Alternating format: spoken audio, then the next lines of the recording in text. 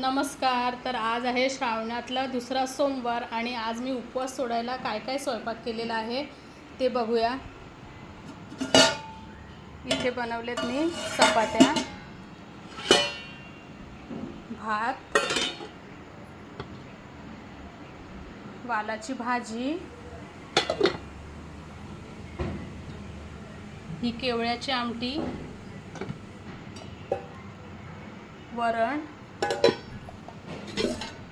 खीर, इथे मिरच्या तळलेल्या आहेत मीठ लावून, कोशिंबीर,